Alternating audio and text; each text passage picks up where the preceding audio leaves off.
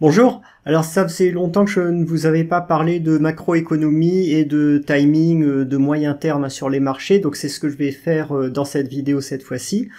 Donc la question est de savoir, le débat actuel est de savoir si on va aller vers une situation de soft landing, c'est-à-dire de simple ralentissement économique sans récession, ou bien au contraire, si on va rentrer dans les trimestres à venir dans une situation de récession plus dure et de marché baissier.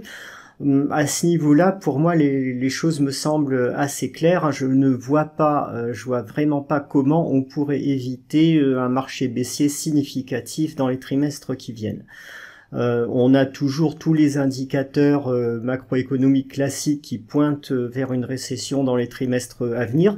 Pas forcément dans l'immédiat. Vous voyez ici la courbe des taux, elle est toujours fortement inversée. On n'a pas repassé la barre du zéro sur le 10 ans moins 2 ans.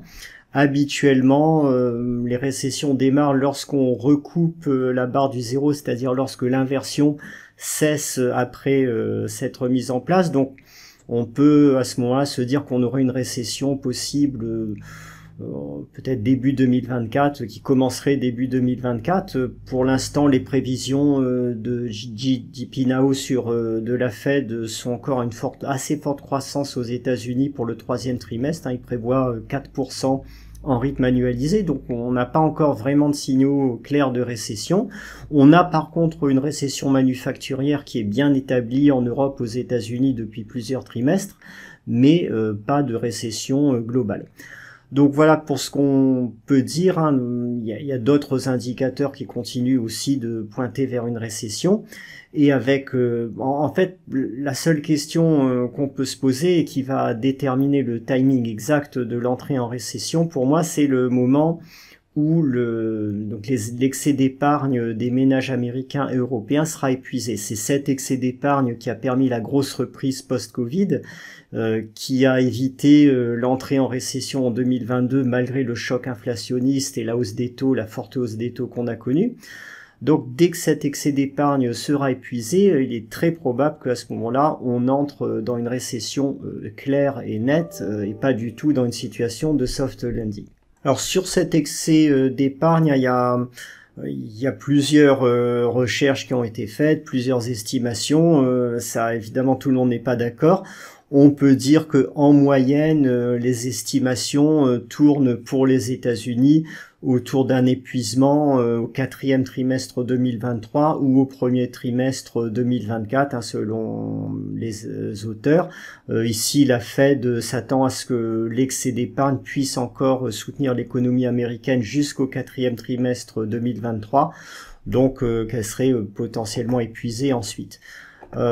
Si on regarde ici, vous avez une étude qui est issue d'une institution européenne. Il regarde les excès d'épargne aux États-Unis et dans les pays européens. Vous voyez que les pays européens épuisent moins rapidement leurs excès d'épargne qu'aux États-Unis, mais ils devraient être aussi en situation d'épuisement de l'excès d'épargne, on va dire au début 2024 à peu près, selon ce graphique. Vous voyez que l'ensemble des pays ici européens plongent sous la barre du zéro fin 2023, début 2024. Ce qui est intéressant quand même dans cette étude, c'est que on voit que pour les économies émergentes, ici vous avez la Chine, Israël, Singapour, Corée du Sud, donc économies émergentes d'Asie.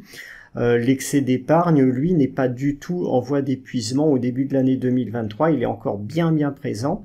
Donc on pourrait avoir un meilleur comportement de ces économies face à une récession à venir sur l'année 2024, et comme en plus les marchés boursiers associés sont beaucoup moins valorisés que sur l'Europe et les États-Unis, évidemment ça renforce l'opinion que j'ai, qui est de diversifier ses investissements vers ces pays émergents.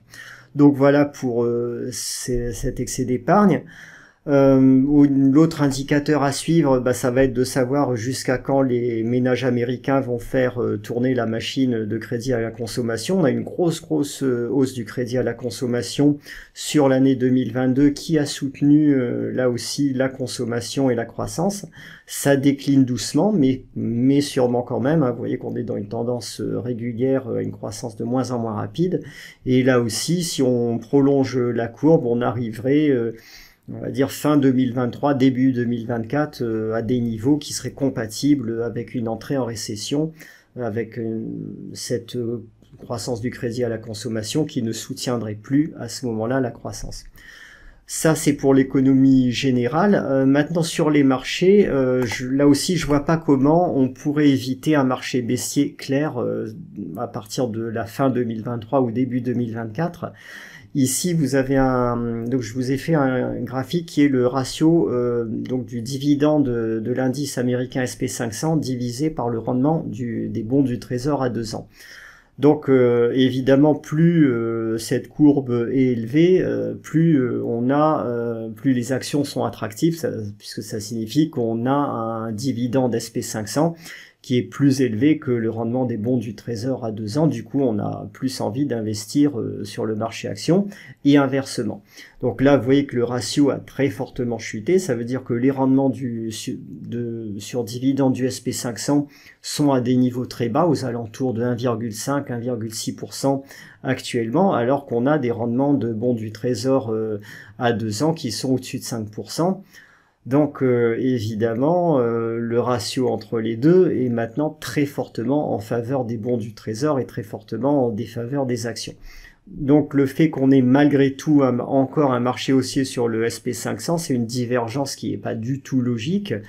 On est à un point, le ratio est au plus bas depuis, il faut remonter vraiment aux années 2000 pour trouver un ratio aussi bas. Donc on est sur un plus bas de plus de 20 ans sur ce ratio. Donc forcément à un moment, ça va craquer. Je pense que ça va craquer vraiment dans les trimestres qui viennent assez rapidement maintenant.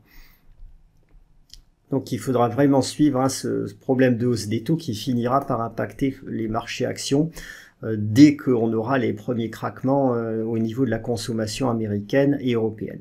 Alors pour savoir le moment exact où ça va craquer, je pense qu'il faudra suivre une série de témoins, c'est-à-dire de regarder le comportement des actifs les plus spéculatifs. Donc le Nasdaq 100 en particulier, je vous conseille de suivre les graphiques de Tesla, Amazon, Apple et Nvidia, surtout Nvidia qui est en ce moment à la tête de la bulle sur l'intelligence artificielle.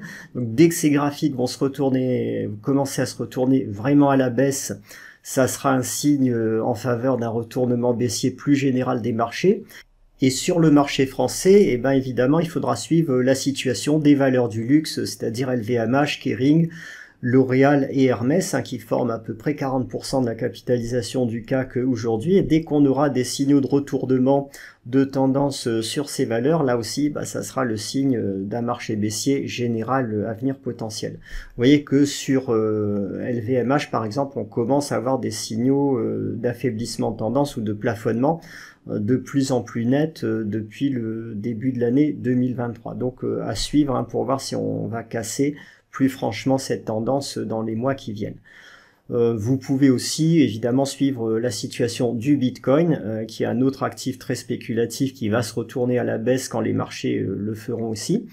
Et la parité euro-dollar, évidemment, quand on va commencer à entrer en récession et que les marchés vont se retourner à la baisse, logiquement, ça devrait profiter au dollar US, qui est la monnaie de règlement des dettes. Je ne parle pas pour le long terme, je parle bien ici pour le moyen terme, à une échéance, on va dire, de 3 à 6 trimestres, pas plus. Donc voilà pour ce comportement. Alors après, une fois qu'on a dit ça, donc pour moi, je vous ai dit, il n'y a pas de doute sur le fait qu'on va avoir un hard landing, donc une récession claire et une entrée en marché baissier, au moins sur les grands indices, SP500, CAC 40 et autres. La question est de savoir si c'est un marché baissier radical sauce 2008 ou bien si on a des marchés baissiers plus fragmentés type 2001.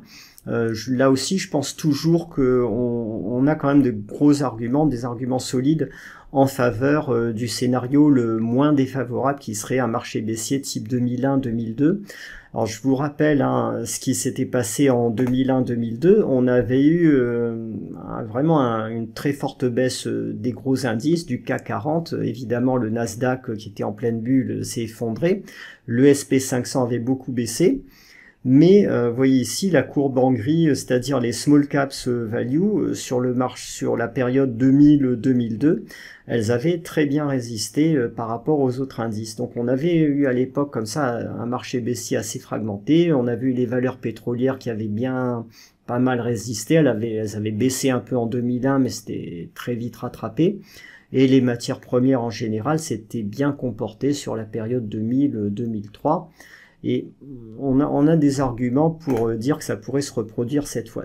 Donc si vous regardez les valorisations de différents marchés, alors clairement les États-Unis ici sont à des niveaux anormalement élevés. On a des ratios CAPE, c'est-à-dire des PER moyennés et ajustés qui sont au-dessus de 30. C'est de la folie effectivement dans le contexte de hausse des taux actuels.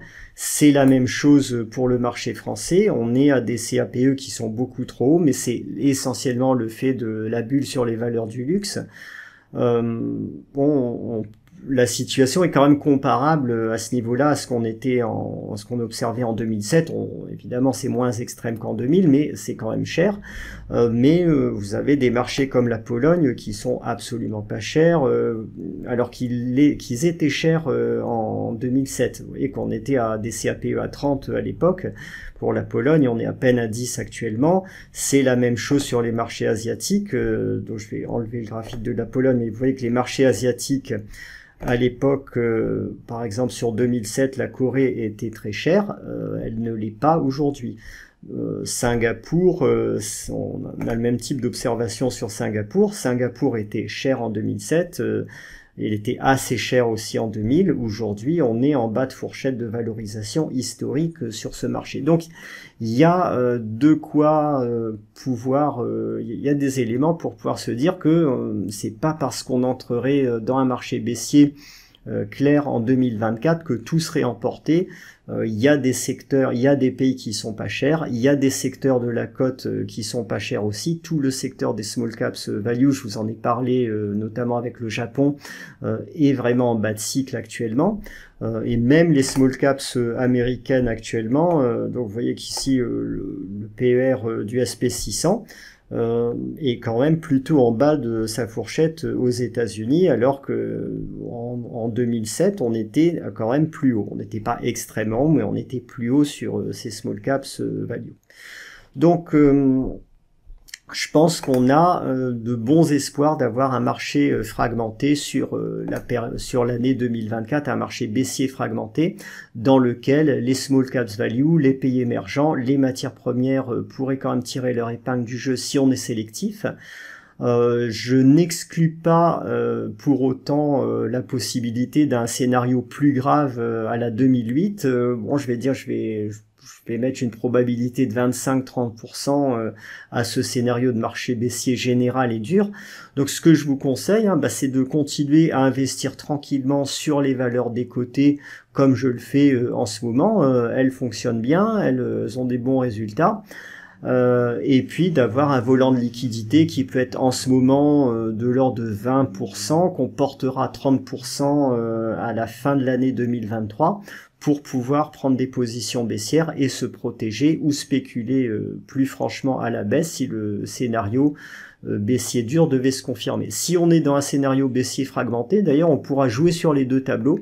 C'est-à-dire que dès qu'on aura le retournement sur les valeurs du luxe françaises ou sur la techno américaine, on pourra prendre à la fois des positions baissières sur le CAC 40 et sur le Nasdaq, et en même temps continuer à acheter des actions intéressantes et des côtés, que ce soit au Japon, que ce soit dans le secteur pétrole matières premières, ou même en France et en Pologne, où il y a pas mal d'opportunités encore qui existent. Donc voilà pour ce point macro que je souhaitais partager avec vous dans cette vidéo. Si il y a une chose à retenir dans le contexte actuel, c'est que si vous êtes investisseur de long terme, surtout n'allez pas vers des ETF généralistes, vers des fonds généralistes corrélés au CAC 40, corrélés aux S&P 500 ou au Nasdaq ou à un quelconque grand indice des pays occidentaux, parce que là, vous avez une quasi-certitude ou une très forte probabilité, tout du moins, de vous prendre un marché baissier significatif dans les trimestres à venir et sur l'année 2024.